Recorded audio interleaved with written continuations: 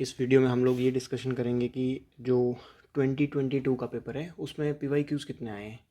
तो जैसा मैंने एनालिसिस किया है अराउंड 33 क्वेश्चंस पीवाईक्यू से आए हैं। 33 मतलब अगर आप 33 में से अगर 30 क्वेश्चंस तक भी अगर निकाल सकते हो तो आपको 60 मार्क्स ओनली पीवाईक्यू का रिसर्च दे सकता है। तो इस वीडियो में मैंने ट्राई किया है कि जो भी पास्ट ईयर के पेपर्स आए हैं, मैं 2013 के बाद के पेपर लिए हैं, जो भी पेपर्स जो भी क्वेश्चंस आए हैं उनको हम लोग एक बार देखेंगे कि आपको पीवाईक्यू कैसे एनालिसिस करने हैं, क्या चीज़ पे फोकस करना है, किस टाइप से हम लोग एक क्वेश्चन को सॉल्व करने की अप्रोच और क्वेश्चन को सॉल्व करने का तरीका डेवलप कर सकते हैं और एक अच्छा तरीका जो पीवाईक्यू को एनालिसिस करने का है वो डेवलप कर सकते हैं। तो रोल ऑफ पीवाईक्यू आप लास्ट तक समझ जाओगे कि अराउंड 33 क्वेश्चंस आए हैं।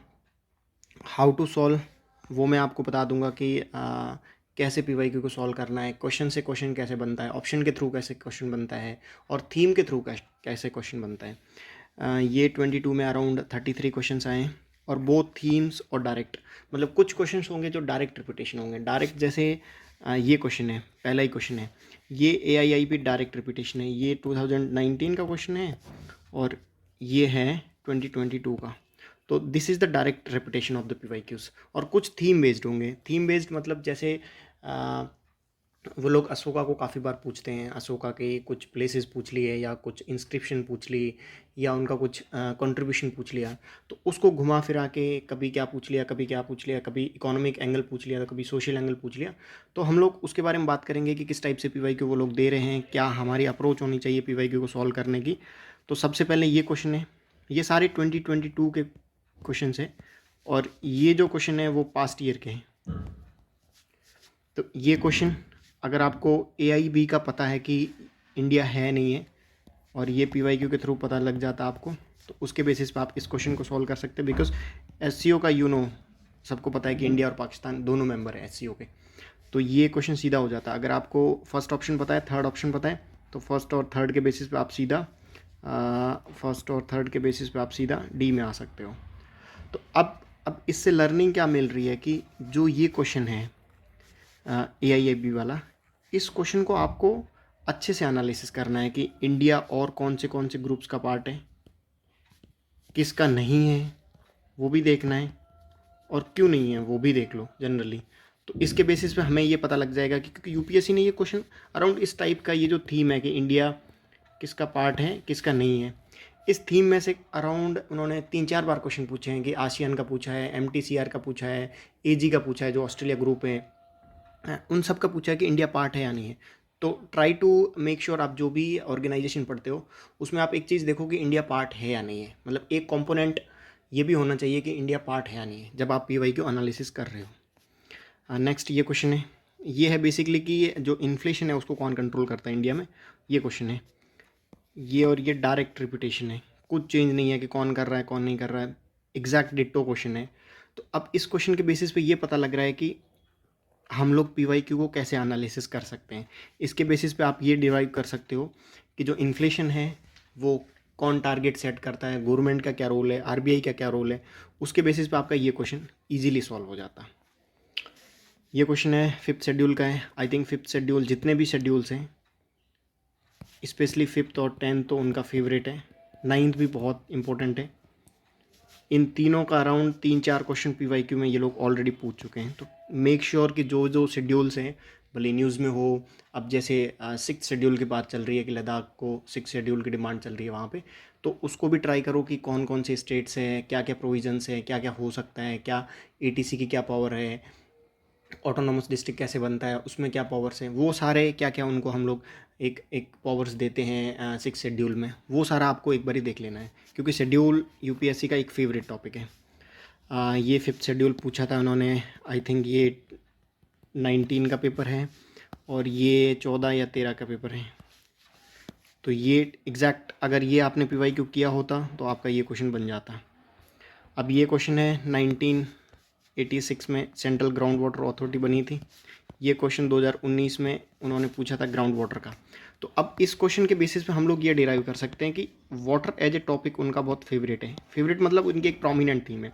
वाटर से वो लोग क्या करते हैं, रिवर का पूछते हैं, रिजर्वायर पूछते हैं, जैसे उन्होंने 19 में लियार कंगा कंसा बाती और एक और करके था कुछ, ईसापुर, हाँ, उन 3 रिजर्वायर का पूछा था। 22 में रिजर्वायर पूछा फिर से।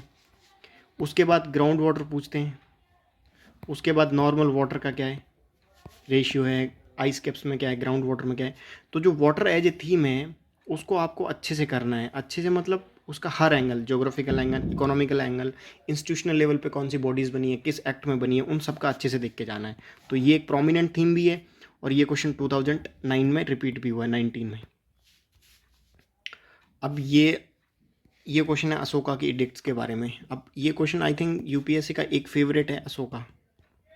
तो अशोका के रिलेटेड कुछ भी मिले, भले एवोल्यूशन से मिले या एनसीईआरटी से हो या कोई स्टैंडर्ड बुक हो, उन सबको आप पढ़ो, क्योंकि ये एक ऐसा क्वेश्चन है जो आई थिंक आपको हर बारी आएगा, मतलब हर ऑल्टरनेटिव ईयर पे आ रहा है। तो ट्राई टू मेक श्योर कि आप अशोका को बहुत अच्छे से करो, भले ही 3-4 सोर्स हो, और भी अगर आपको गूगल इट भी करना है गूगल करो। और जो भी ये न्यूज़ में है, जैसे ये दिया हुआ है, सॉरी, ये जो पीवाईक्यू में है, धौली कहाँ पे है, एरागुड़ी कहाँ पे है, जोगाड़ा कहाँ पे और कलसी कहाँ पे, और इनमें क्या क्या मिला है, स्पेशली इन सब को गूगल करके जाना है। बिकॉज यूपीएससी कल को कलसी उठा सकता है, जोगाड़ा उठा सकता है, एरागुड़ी उठा सकता है और धौली उठा सकता है और उसके रिगार्डिंग कुछ पूछ सकता है। ये क्वेश्चन देखो, ये धौली उन्होंने ऑलरेडी पूछा हुआ है, ये पीवाईक्यू का एक है। और भी अशोक की इंस्क्रिप्शन उनकी फेवरेट है, तो इन सबको अच्छे से देख के जाना है। एक 2020 में क्वेश्चन पूछा था कि एक इंस्क्रिप्शन को उन्होंने डिस्क्राइब किया था और बताया था कि ये किस रूलर ने बोला है। तो ये जितनी भी फेवरेट है, जितने भी इनके प्लेसेस है, अशोका के प्लेसेस है, अशोका के इंस्क्रिप्शन जहाँ से मिली है, उन सबको अच्छे से करके जाना है। क्योंकि 19 में एक और क्वेश्चन आया था कि जो अशोका का पोर्ट्रेट है वो कहाँ मिला है। अब क्या करना है, इसको देखना है लिंगराजा टेम्पल को कि कब बना था, किस रूलर ने बनाया था। अगर कुछ इंपॉर्टेंट हो वहाँ का, कोई अगर कोई रिजर्वायर हो वहाँ पे, कुछ साइड में कुछ चीज़ें इंपॉर्टेंट हो, तो वो सब कुछ देखने हैं।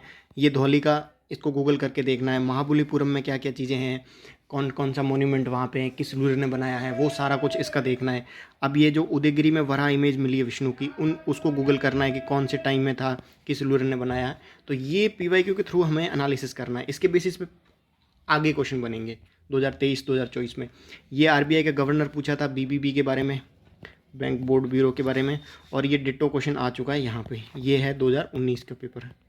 तो सी, अब ये जो क्वेश्चन है इसके बेसिस पे हमें क्या अंडरस्टैंडिंग मिली कि जो ऑप्शंस हैं they are also important, plus ये question itself is important.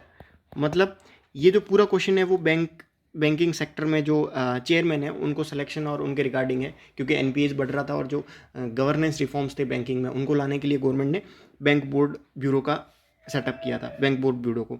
And उसके बेसिस पे फिर से क्वेश्चन आया कि बीबीबी क्या है। तो ये जो क्वेश्चन है वो आपको टिपिकली एक एक अंडरस्टैंडिंग देता है कि आप क्वेश्चन को भी दोबारा पढ़ो कि ये जो बीबीबी है वो क्या है, इसका जो चेयरमैन है वो कैसे अपॉइंट होता है, इसका चेयरमैन कौन है, इसका प्रोसीजर क्या है, वो सारा कुछ ये क्वेश्चन है। अब ये क्वेश्चन कैसे रिपीट हुआ, सी, अब ये क्वेश्चन उन्होंने दिया है इंडस्ट्रियल वर्कर का। तो you have to Google it कि लेबर ब्यूरो का है।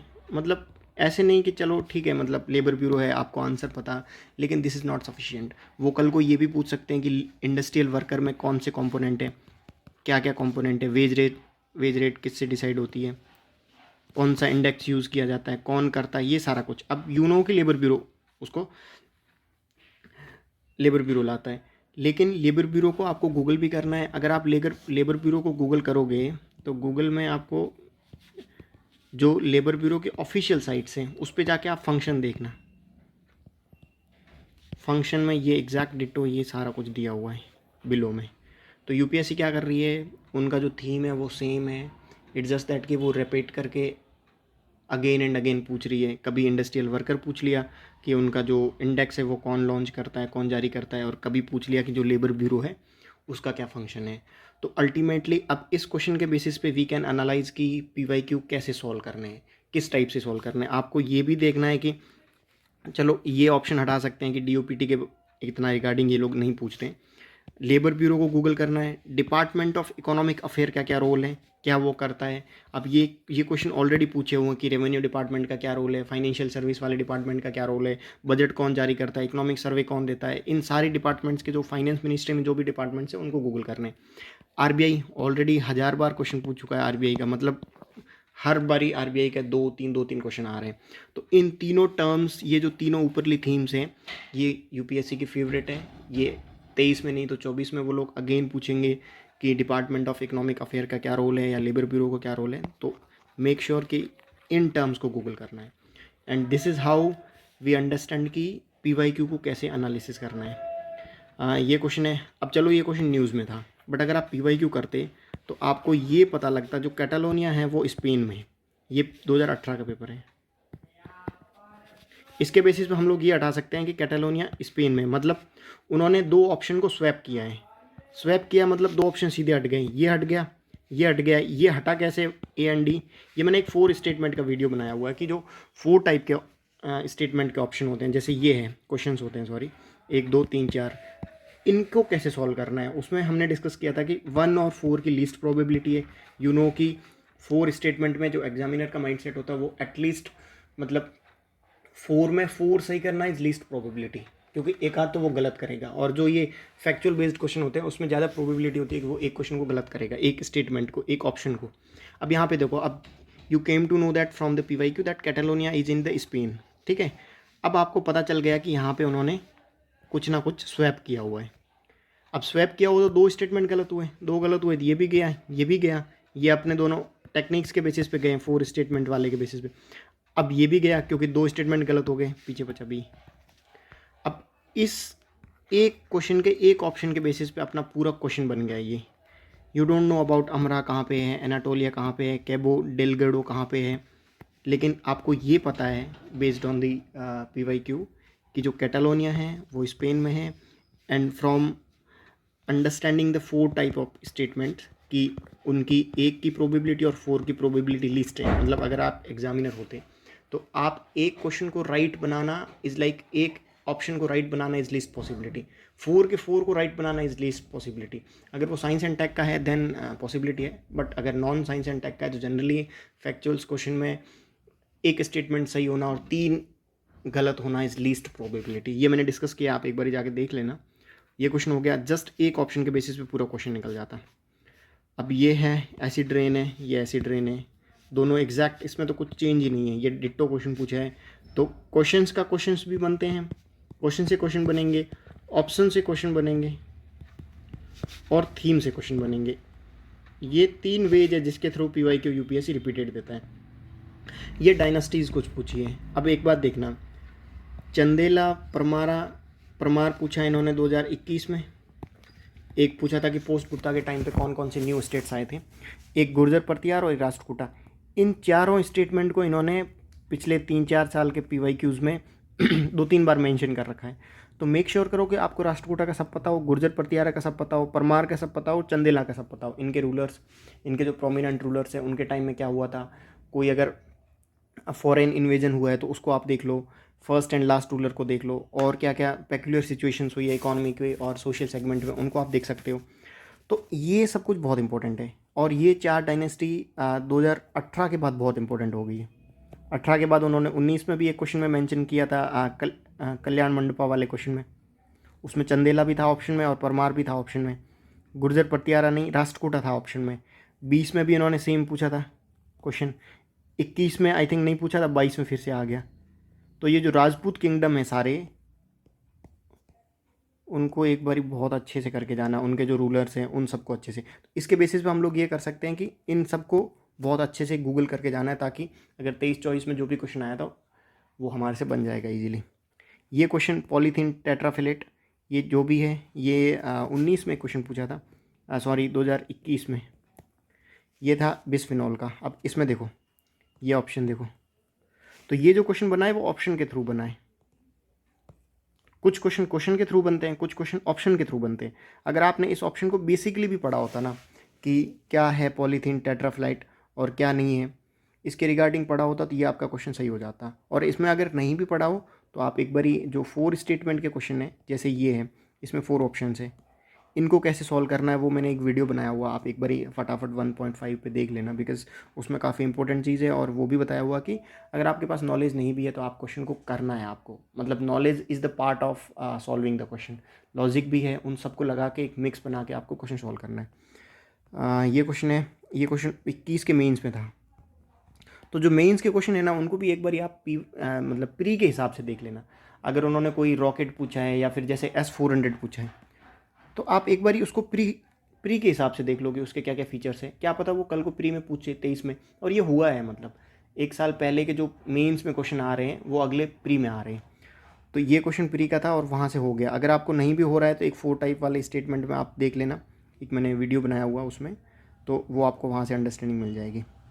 ये क्वेश्चन है। अब ये क्वेश्चन मैंने क्यों दिया, ये क्वेश्चन 2022 का प्री का क्वेश्चन है और सेम क्वेश्चन ये वैक्सीन कैसे बनती है, क्या प्रोसेस है, वो 2022 के मेंस में पूछा है।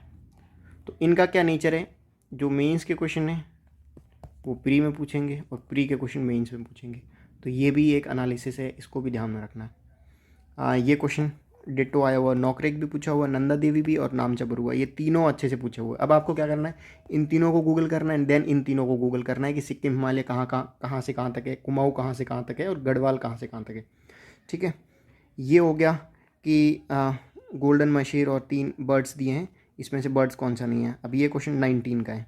इसमें अगर आपको ये भी पता होता ना मैसीर क्या है, मतलब आप नॉर्मली गूगल करते कि एक फिश एंड कुछ अलग भी इसके टाइप्स है, जैसे गोल्डन है, ब्लू भी है, डायमंड भी है, तो आप एक बार देख लेते क्या है, तो आपका ये क्वेश्चन यहाँ से बन जाता। और ये बहुत ईजी क्वेश्चन था। अब ये क्वेश्चन है जो ऑप्शन के बेस्ड बना है, मतलब इन्होंने ऑप्शन पिक किया है और उसके थ्रू क्वेश्चन बना दिया। आई डोंट नो अगर ये न्यूज़ में भी था नहीं था, लेकिन एक चीज़ श्योर है कि अगर आप PYQ करोगे और आपने अगर करंट नहीं भी किया है तब भी आपका काफ़ी पेपर बन जाएगा just based on the PYQs क्योंकि ये सारी टर्म्स रिपीटेड होती है। ये हिंदू में गोल्डन मसीह बहुत बार पूछा आया है ऐसे,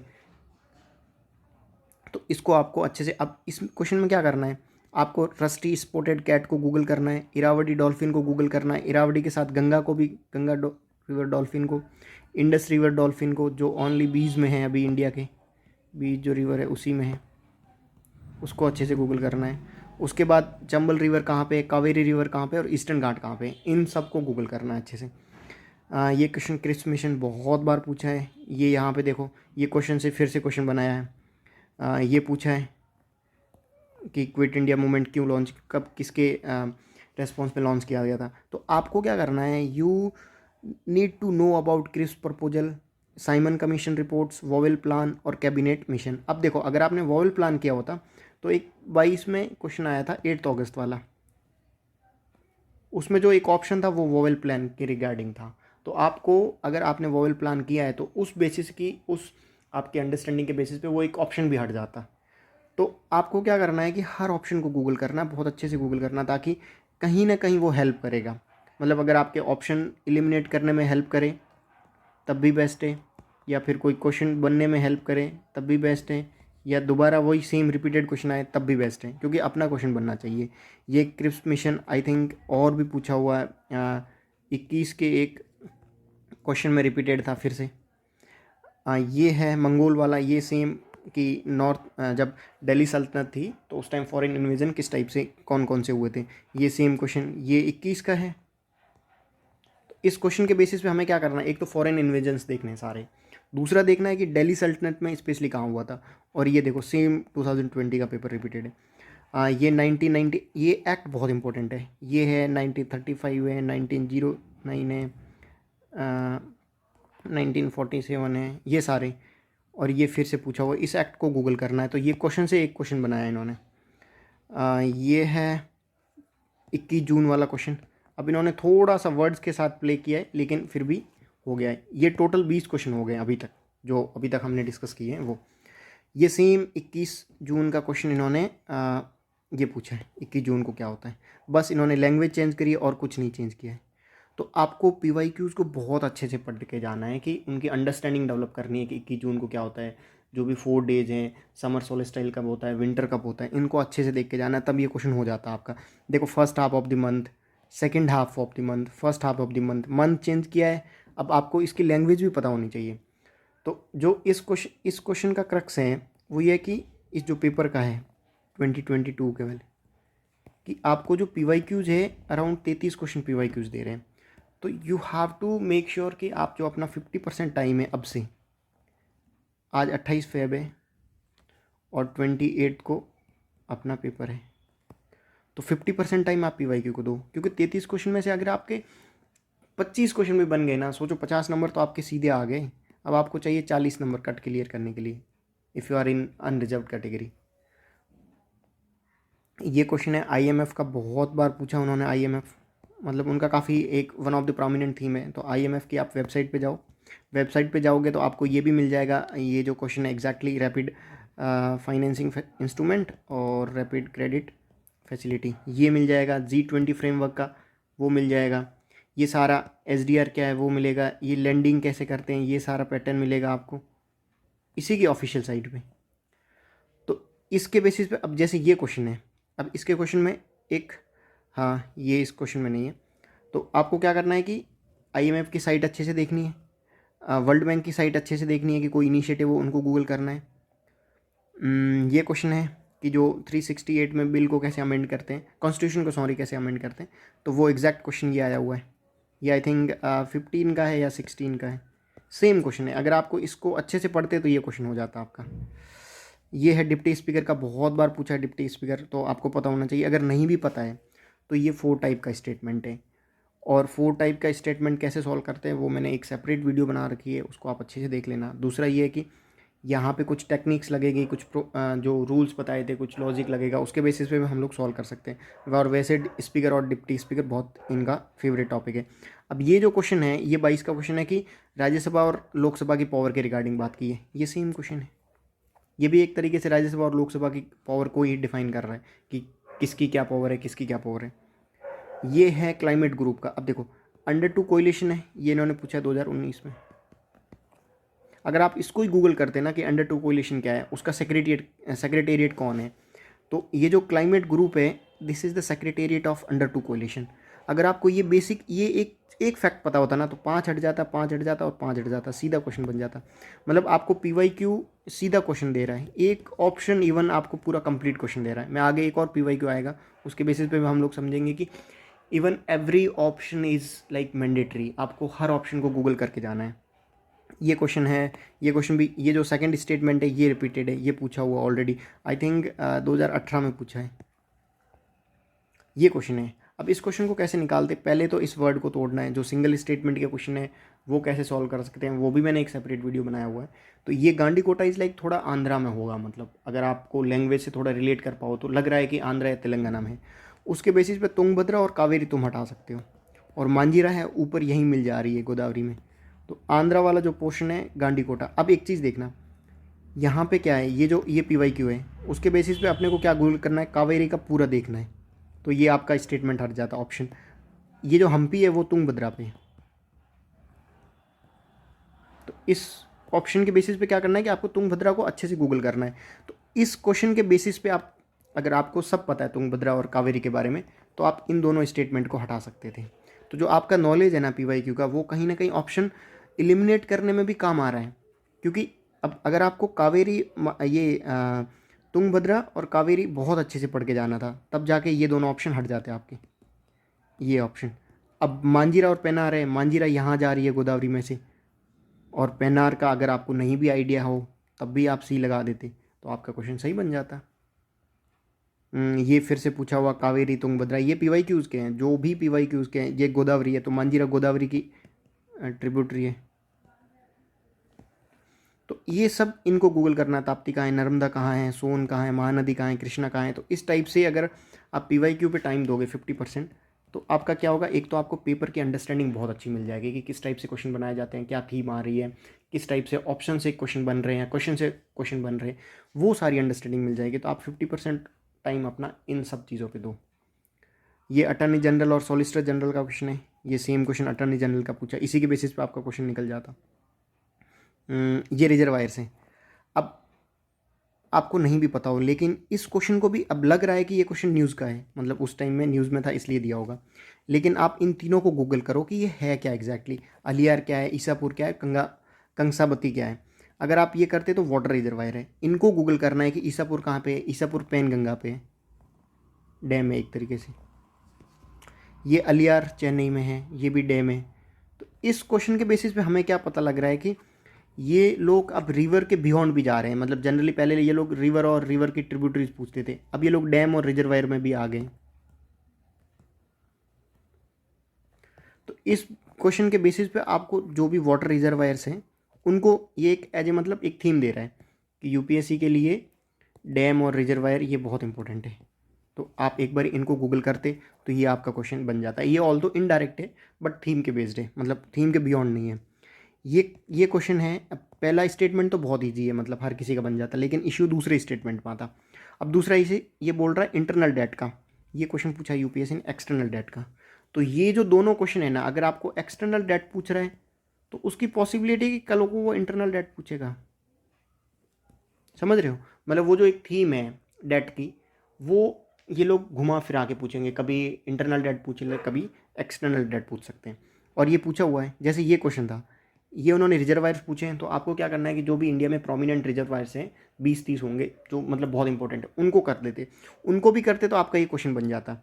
इसमें क्या करना था, ये जो इंटरनल डेट है, ये क्वेश्चन एक्सटर्नल डेट का इन्होंने पूछा हुआ है, ये 19 में पूछा हुआ है। आपको इंटरनल डेट पे भी सारा देखना है कि इंटरनल डेट में क्या क्या कंपोनेंट्स हैं, सबसे ज़्यादा किसका है, कौन सी करेंसी है इंटरनल में। एक्सटर्नल में ये जैसे इन्होंने नेचर क्या है क्वेश्चन पूछने का, वो भी देखना है अपने को कि ये बोल रहा है कि यूएस डॉलर की डिनोमिनेशन में, लेकिन तो उसके बेसिस पे हमें सारा देखना है कि इंडियन रुपीज़ का कंपोनेंट क्या है, बाकी सारे कंपोनेंट्स क्या है। तो इस क्वेश्चन के बेसिस पे हम लोग ये समझ सकते हैं कि ये जो थीम है वो थीम भी आ रही है।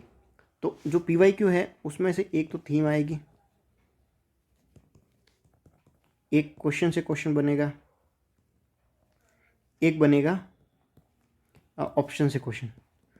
तो ये 3 पैटर्न है, ये पीवाईक्यू को आपको इस टाइप से पीवाईक्यू सॉल्व करना है। जो थीम पूछी है उसको गूगल करना है, क्वेश्चन है उसको गूगल करना है, और ऑप्शन को गूगल करना है।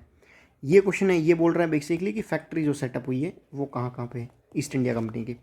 ये 21 का क्वेश्चन है, तो ये भी फैक्ट्री का ही था। इसके बेसिस पे ये आपको एक थीम दे रहा है कि factories are most important for us, मतलब हम लोग पूछेंगे आज नहीं तो कल फैक्ट्री के बारे में पूछेंगे।